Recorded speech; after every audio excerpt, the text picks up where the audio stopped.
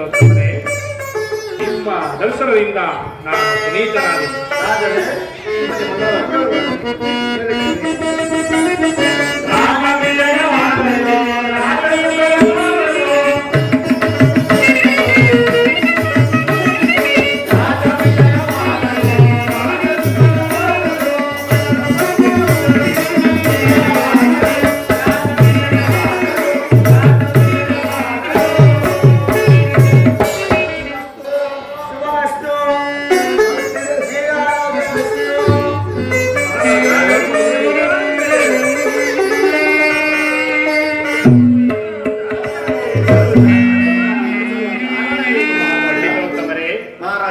ನಿಮ್ಮನ್ನು ಅತಿ ವೇಗವಾಗಿ ಕರೆಸಲು ಕಾರಣವೇನೆಂಬುದಾಗಿ ಕೇಳುತ್ತಿರುವಲ್ಲ? ಹೌದು, ಕೇಳುವರಾಗಿ ರಾಜೇಂದ್ರ.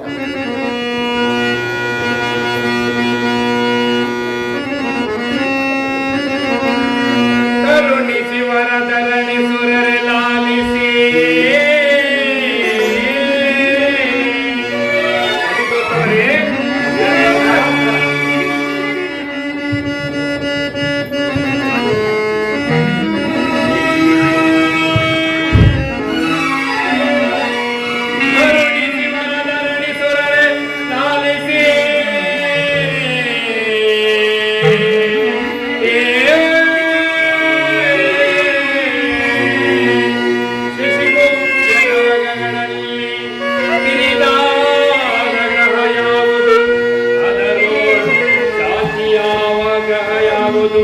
ಅದನ್ನು ತಿಳಿಸಬೇಕೈ ಪಂಡಿತೋತ್ತಮರೇ.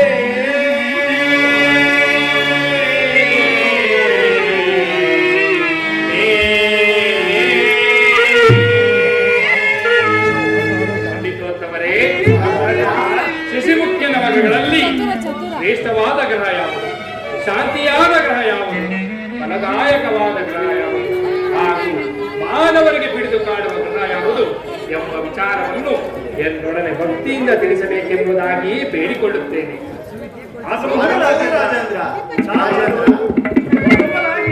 ಒಂದೊಂದು ಗ್ರಹದ ಮಹಿಮೆಯನ್ನು ಸೃಷ್ಟಾವಾಗಿ ಹೇಳ್ತೇವೆ.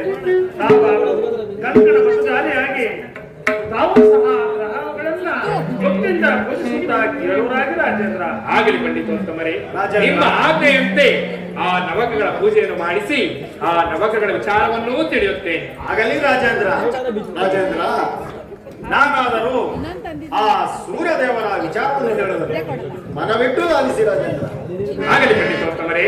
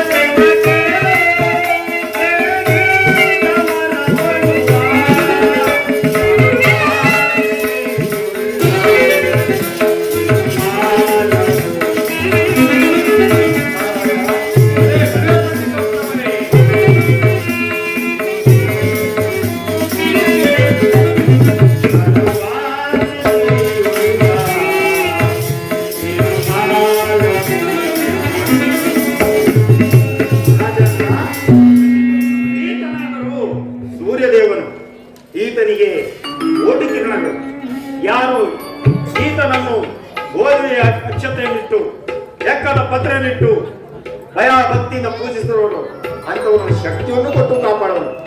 ಅದಕ್ಕಾಗಿ ಈ ಗ್ರಹವನ್ನು ಈ ಒಂದು ಭಕ್ತಿಯಿಂದ ಪೂಜಿಸಲಾಗಿದೆ. ಭಲೆ ಭಲೆ ಭಲೆ ಪಂಡಿತೋತ್ತಮರೇ, ನೀವು ಹೇಳಿದ ಸೂರ್ಯಗ್ರಹದ ವಿಚಾರವನ್ನು ಕೇಳಿ ನನ್ನ ಮನಸ್ಸಿಗೆ ಬಹಳ ಆನಂದವಾಗಿದೆ. ನಾವು ಕೊಡುವ ಫಲಪುಷ್ಪಾದಿಗಳನ್ನು ಇಟ್ಟು ಆ ಸೂರ್ಯ ದೇವನಿಗೆ ಭಯಭಕ್ತಿಯಿಂದ ಪೂಜಿಸುವುದಾಗಿದೆ. ಆಗಲೇ ರಾಜೇಂದ್ರ.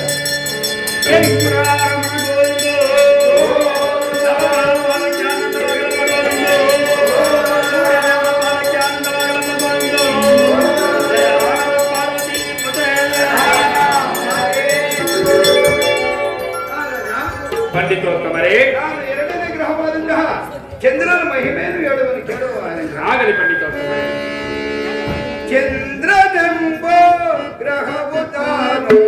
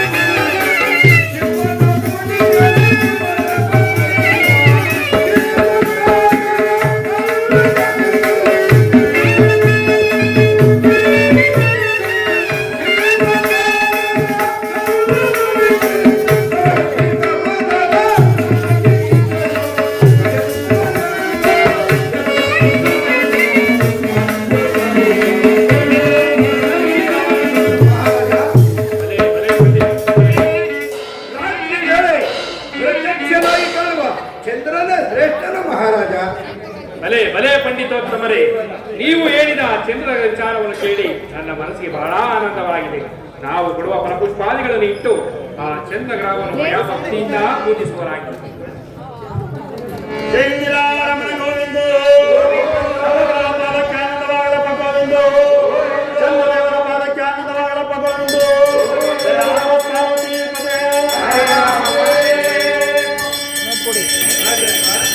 ಪಂಡಿತೋತ್ತಮರೇ, ನಾನಾದ ಮೂರನೇ ಗ್ರಹವಾದ ಆ ಮಂಗಳದ ವಿಚಾರವನ್ನು ಹೇಳಿದ್ದೇನೆ. ಭಯಭಕ್ತಿಯಿಂದ ಕೇಳುವರಾಗಿ ಆಗಲಿ ಪಂಡಿತೋತ್ತಮರೇ.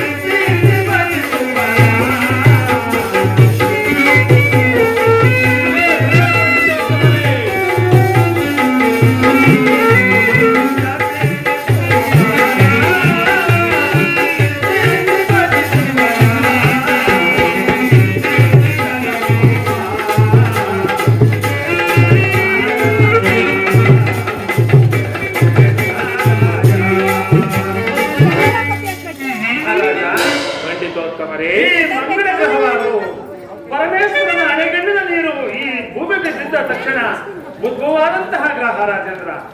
ತಿಳಿದಂತಹ ಜ್ಞಾನಿಗಳು ಹೇಳ್ತಾರೆ ಈ ಭೂದೇವಿಯೇ ಆತನ ತಾಯಿ ಎಂಬುದಾಗಿ. ಆತನಾದರೂ ಮಾನವರಿಗೆ ಅಂಗ ಹೀನಗಳನ್ನು ಕೊಟ್ಟು ಕಾಡುವುದು ರಾಜೇಂದ್ರ. ಆತನಿಗೆ ಅಂಗಾಕಾರವಾಗಿ ಹೆಸರಿಸುವುದು ರಾಜೇಂದ್ರ. ಆತನ ಮಾನವರಿಗೆ ಒಲಿಸಿಕೊಳ್ಳಬೇಕಾದರೆ ಧಾನ್ಯದಲ್ಲಿ ತೊಗರಿ ಕಾಳು ಅಥವಾ ತೊಗರಿ ಬೇಳೆಯನ್ನಿಟ್ಟು ಕಕಲಿ ಪತ್ರೆಯನ್ನಿಟ್ಟು ಯಾವ ಮಾನವರು ಭಯಭಕ್ತಿ ವಿನಯದಿಂದ ಪೂಜೆಗೈವರೋ ಅಂತಹ ಮಾನವರಿಗೆ ಯಾವ ವಿಧವಾದ ಅಂಗ ಹೀನಗಳನ್ನು ಕೊಟ್ಟು ಕಾಡುವುದಿಲ್ಲ ರಾಜೇಂದ್ರ. ಆತನನ್ನು ಭಜಿಸಿದ್ದೇ ಆದರೆ ಸಕಲ ಸೌಭಾಗ್ಯವನ್ನೇ ಕೊಟ್ಟು ಕಾಪಾಡುವುದು ರಾಜೇಂದ್ರ. ಆತನೇ ಶ್ರೇಷ್ಠವಾದ ಸಹಾಯ ಎಂಬುದಾಗಿ ನಾನಾದರೂ ನಡೆಸಿರುವುದು. ಆತನನ್ನ ಭಯಭಕ್ತಿ ವಿನಯದಿಂದ ಪೂಜೆಗೈಯುವುದಾಗಿ ರಾಜೇಂದ್ರ. ಬಲೆ ಬಲೆ ಬಲೆ ಪಂಡಿತೋತ್ತಮರೇ, ನೀವು ಹೇಳಿದ ಆ ಮಂಗಳ ಗ್ರಹದ ವಿಚಾರವನ್ನು ಕೇಳಿ ನನಗೆ ಬಹಳ ಆನಂದವಾಗಿದೆ. ನಾನು ಕೊಡುವ ಈ ಫಲಪುಷ್ಪಾದಿಗಳನ್ನು ಅಲಂಕರಿಸಿ ಆ ಮಂಗಳ ಗ್ರಹವನ್ನು ಭಯಭಕ್ತಿಯಿಂದ ಪೂಜಿಸುವುದಾಗಬಹುದು ರಾಜೇಂದ್ರ. ಜೈ ಶ್ರೀರಾಮನ ಗೋವಿಂದ.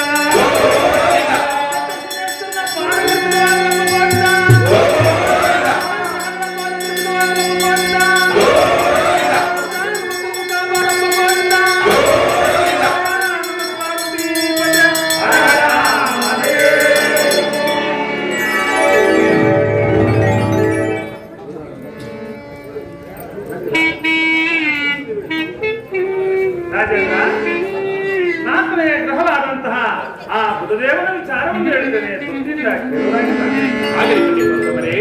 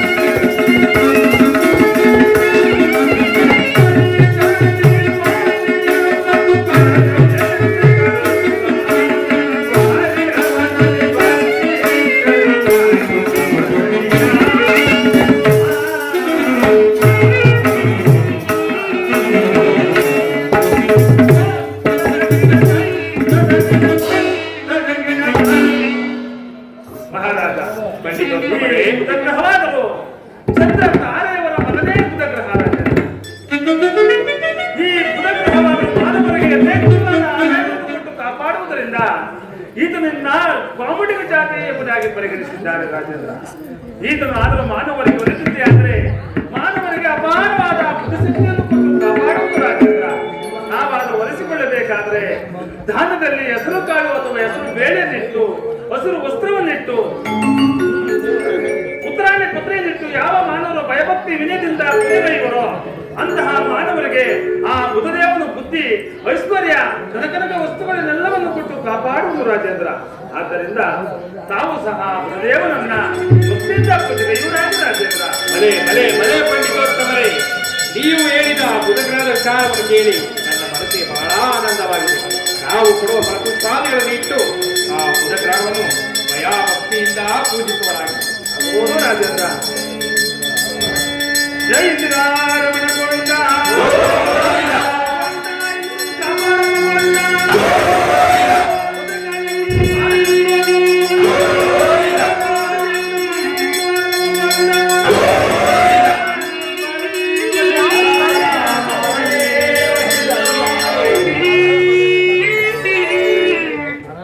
ರಾಜೇಂದ್ರ, ಐದನೇ ಗ್ರಹವಾದ ಗುರುವಿನ ವಿಚಾರವನ್ನು ತಿಳಿಸುತ್ತೇನೆ. ಆಗಲಿ ಪಂಡಿತರು. ಗುರು ಬ್ರಹ್ಮ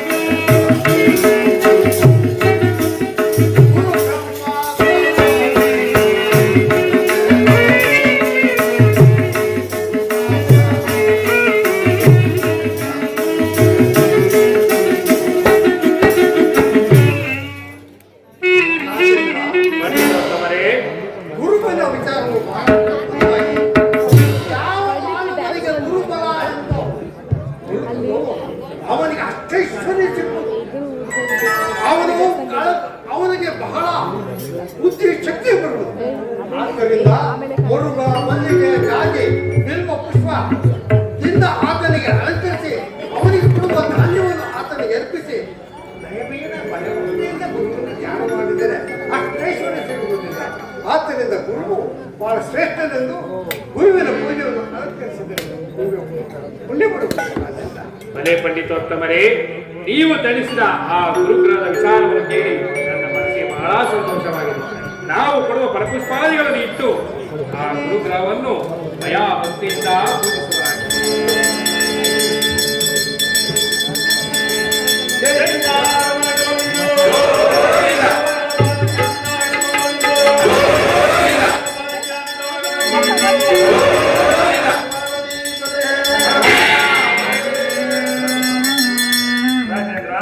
ಪಂಡಿತೋತ್ತಮರೇ, ನಾನಾದರೂ ಆರನೇ ಗ್ರಹವಾದಂತಹ ಆ ವಿಷ್ಣುದೇವನ ವಿಚಾರವನ್ನು ಹೇಳ್ತೇನೆ. ಭಯಭಕ್ತಿ ವಿನಯದಿಂದ ಕೆಲವರಾಗಿ ರಾಜೇಂದ್ರ. ಆಗಲಿ ಪಂಡಿತೋತ್ತಮರೇ.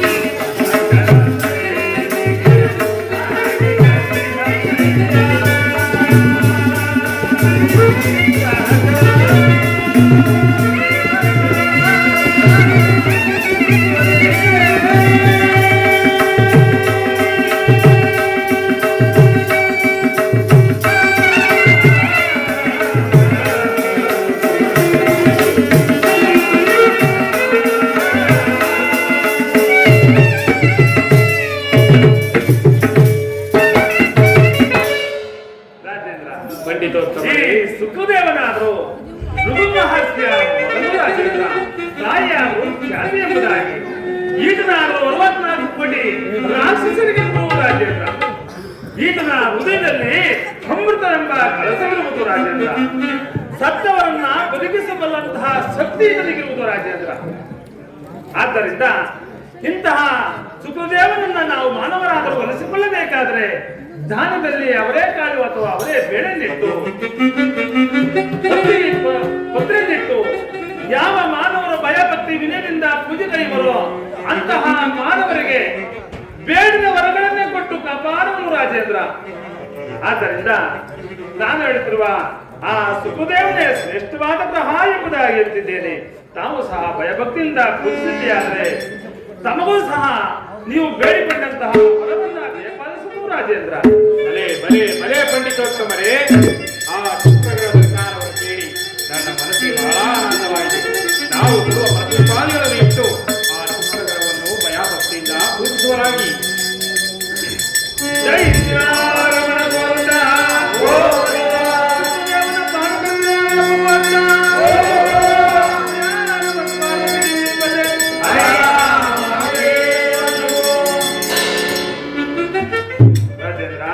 ಪಂಡಿತೋತ್ತಮರೇ, ನಾನಾದರೂ 7-8 ಗ್ರಹಗಳ ವಿಚಾರವನ್ನು ಹೇಳುತ್ತೇನೆ. ಭಯಭಕ್ತಿ ವಿನಯದಿಂದ ಕೇಳೋರಾಗಿ ರಾಜೇಂದ್ರ.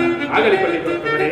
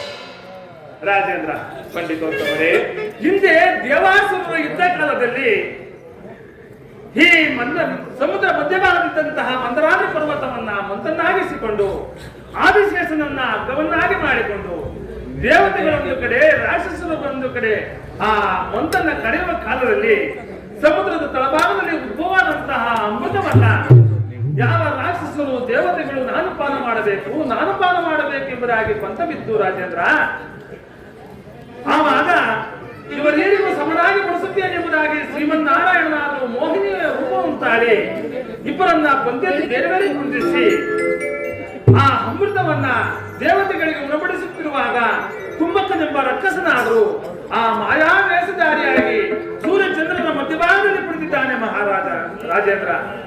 ಅದನ್ನು ಅರಿಯದ ಶ್ರೀಮನ್ನಾರಾಯಣನಾದರೂ ಆ ಸೋಟಿನಲ್ಲಿ ಅಮೃತವನ್ನು ಬಡಿಸೋಣ ತಟ್ಟಂತ ಪಾನ ಮಾಡಿದ್ದಾನೆ ಆ ಕುಂಭಕನಾದರೂ. ಯಾವ ಈ ವಿಚಾರವನ್ನು ನೋಡಿದ ಸೂರ್ಯಚಂದ್ರಾದಿಗಳು ಆ ಶ್ರೀಮನ್ನಾರಾಯಣನಿಗೆ ಹೇಳಿದ್ದಾರೆ ಏನೆಂಬುದಾಗಿ, ಶ್ರೀಮನ್ನಾರಾಯಣ ಇವನಾದ್ರೂ ಕುಂಭಕನೆಂಬ ರಕ್ಕಸ ಎಂಬುದಾಗಿ ಹೇಳೋಣ. ಯಾವ ಶ್ರೀಮನ್ನಾರಾಯಣನಾದರೂ ಕೈದಿದ್ದ ಸೌಟನ್ನೇ ತ್ರಿಶೂಲವನ್ನಾಗಿ ಮಾಡಿಕೊಂಡು ಆ ಕುಂಭಕನೆಂಬ ತಲೆಯನ್ನ ಕತ್ತರಿಸಿ ಆವಾಗ ಆ ಅಮೃತ ಪಾನ ಮಾಡಿದ್ದರಿಂದ ಜೀವ ಹೋಗಲಿಲ್ಲ ರಾಜೇಂದ್ರ. ತಲೆಯಲ್ಲಿ ಸೋರಿದ ರಕ್ತ ಬಹಳವಾಗಿ ರಾವಾಗಿದೆ ರಾಜೇಂದ್ರ. ದೇಹದಿಂದ ಒಮ್ಮಿದ ರಕ್ತ ಎಡೆಯಾಗಿ ಕೇತುವಾಗಿದೆ ರಾಜೇಂದ್ರ. ಆ ಕುಂಭಕನ ಒಂದು ಗ್ರಹದಿಂದ 2 ಗ್ರಹವಾಗಿದೆ ರಾಜೇಂದ್ರ. ಆ 2 ಗ್ರಹವನ್ನ ಶ್ರೀಮನ್ನಾರಾಯಣನಾದರು ಈ ನವಗ್ರಹಕ್ಕೆ ಸೇರ್ಪಡೆ ಮಾಡಿ ಅವರನ್ನೂ ಪೂಜಿಸಿ ಎಂಬುದಾಗಿ ಹೇಳಿದ್ದಾರೆ. ಇಂಥವರನ್ನ ಪೂಜೆ ಮಾಡಬೇಕಾದ್ರೆ ಯಾವ ದಾನದಲ್ಲಿ ಉರುಳಿ ಉದ್ದನ್ನಿಟ್ಟು ಗರಿಕೆ ದರ್ಭೆಯನ್ನಿಟ್ಟು ಹೊರಟು ವಸ್ತ್ರವನ್ನಿಟ್ಟು ಪೂಜೆಯನ್ನು ಬೆಳೆದಿದ್ದೇ ಆದ್ರೆ ಯಾವ ಮಾನವರಿಗೆ ಗಾಳಿ ಪೀಡೆ ಪಿಸಾಚಿ ಇಂತಹ ಕಾಯಿಲೆಗಳನ್ನು ಕೊಟ್ಟು ಕಾಡುವುದಿಲ್ಲ ರಾಜೇಂದ್ರ. ಅವರೂ ಸಹ ಭಕ್ತಿಯಿಂದ ಪೂಜೆ ಮಾಡುತ್ತಾರೆ. ಆದ್ದರಿಂದ ಆ ರಾಮಕೇತಗಳನ್ನ ಭಕ್ತಿಯಿಂದ ಪೂಜೆಯವರಾಗಿ ರಾಜೇಂದ್ರ.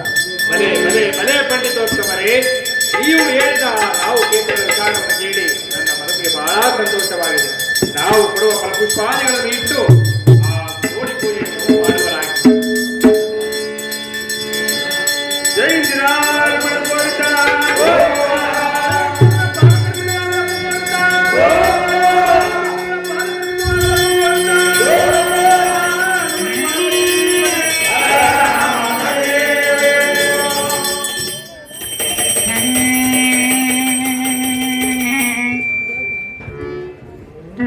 ಅಯ್ಯ ಮಹಾರಾಜ, ಪಂಡಿತೋತ್ತಮರೇ, ನೀವು ಆದರೂ 8 ನವಗ್ರಹಗಳ ವಿಚಾರವನ್ನು ತಿಳಿದು ಸಂತೋಷಗೊಂಡಿರಲ್ಲವೇ?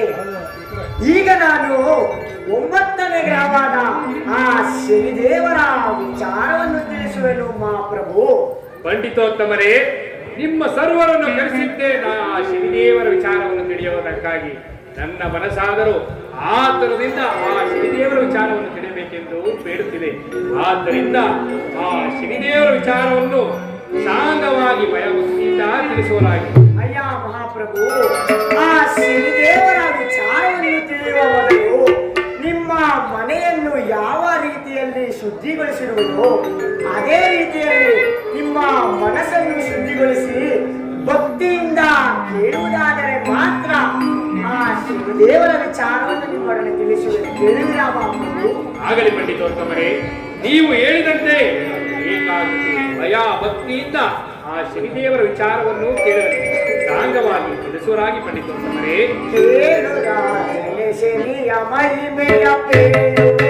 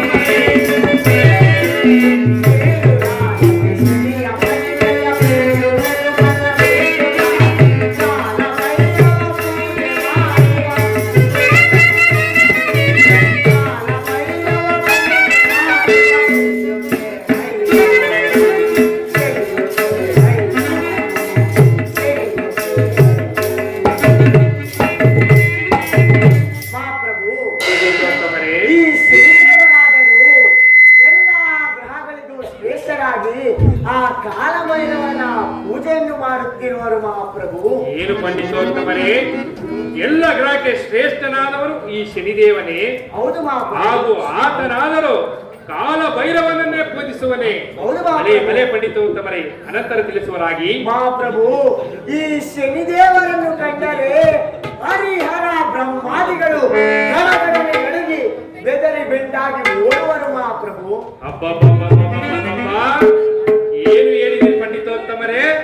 ಹರಿ ಹರ ಬ್ರಹ್ಮಾದಿಗಳು ಸಹ ಈ ಶನಿದೇವರನ್ನು ಕಂಡರೆ ಗಡ ಗಡ ಗಡ ಗಡ ಗಡ ಗಡನೆ ಓಡುವರೆ. ಒಳ್ಳೆಯ ಗ್ರಹದ ವಿಚಾರವನ್ನೇ ಹೇಳುತ್ತಾರೆ. ಅನಂತರ ತಿಳಿಸುವರಾಗಿ.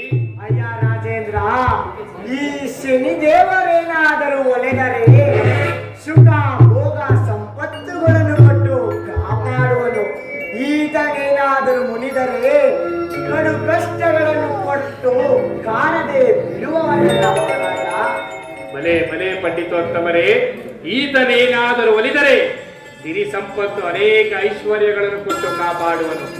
ಈತನೇನಾದರೂ ಮುನಿದರೆ ಕಷ್ಟ ಕೀಡು ಮಾಡುವನೇ.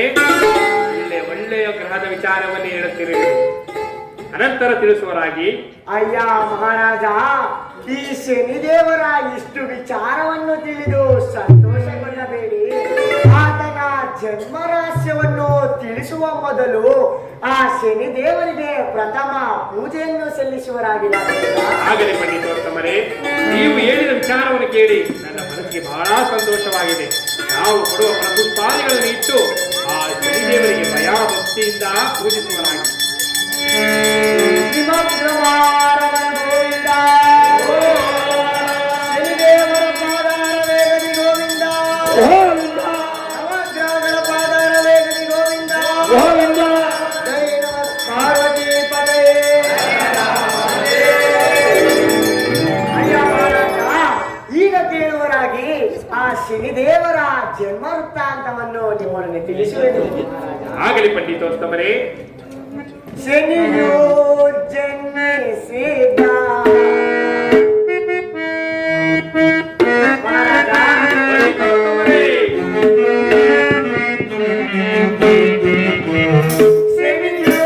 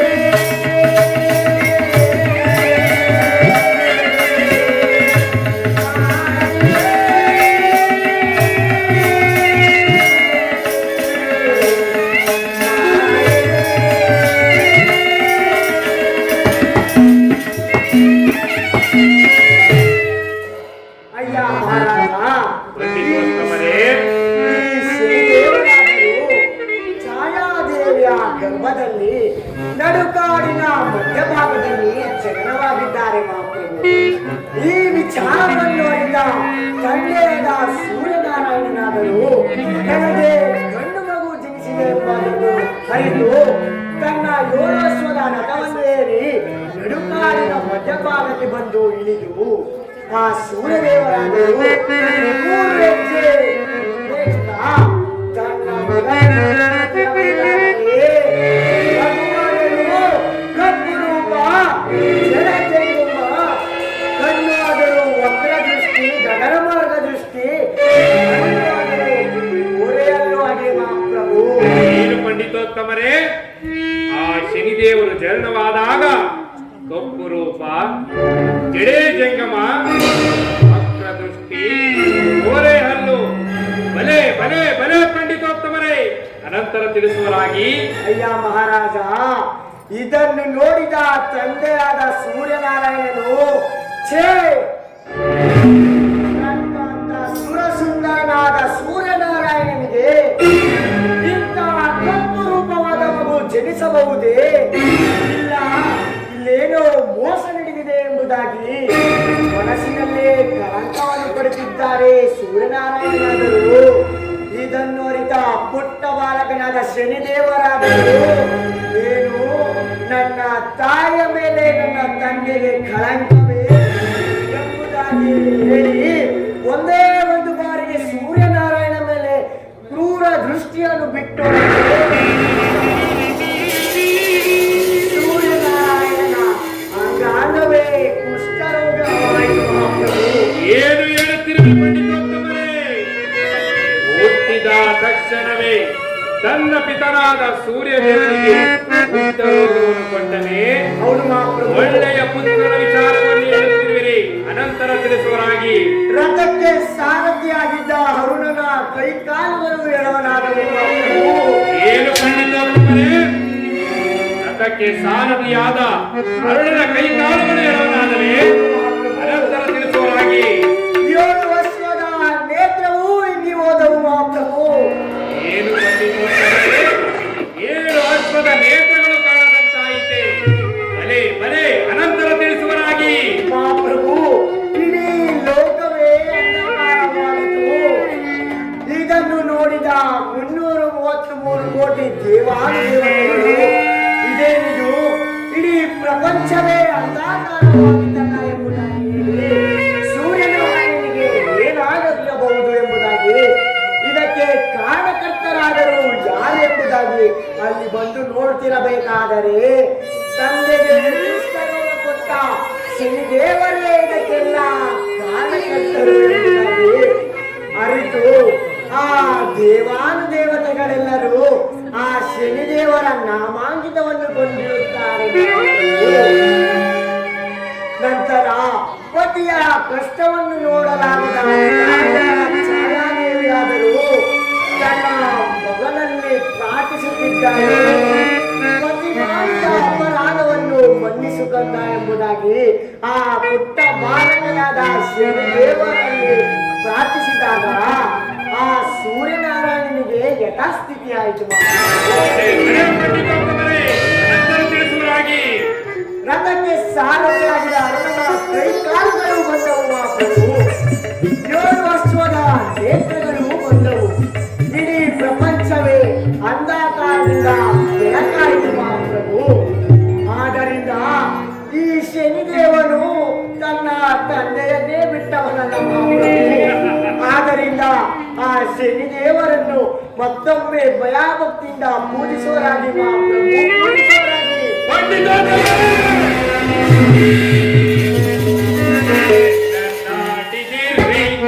ಪಂಡಿತರೇ ಮನಗೆ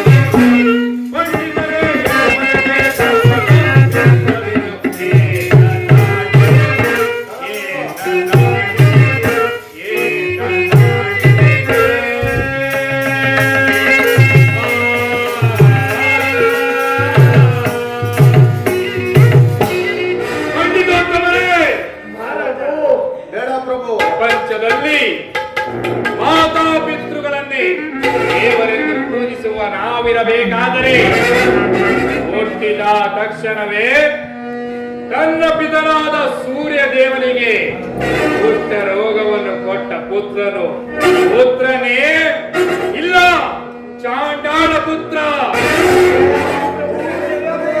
ಆತನು ದೈವನೇ, ದೈವನಲ್ಲ, ಪುಟ್ಟ ದೈವ, ನೀಚ, ಪಿತಾದ್ರೋಹಿ.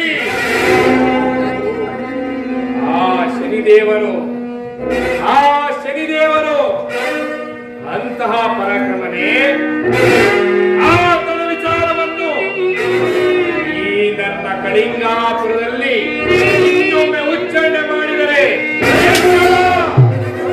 ನಾನೇನು ಕೀಳುವೆನು. ಆತನಾದರೂ ಗಗನ ಸಂಚಾರಿ ಏನಾದರೂ ಅವನ ಕಂಡಕ್ಕೆ ಬಿದ್ದಿದ್ದೇ ಆದರೆ ನಿಮ್ಮ ಗತಿ ಅಘೋರ ಗತಿ ಆಗುವುದು ಮಹಾಪ್ರಭು. ಜರಿಯಬೇಡಿ ಮಹಾಪ್ರಭು, ಜರಿಯಬೇಡಿ. ಶನಿ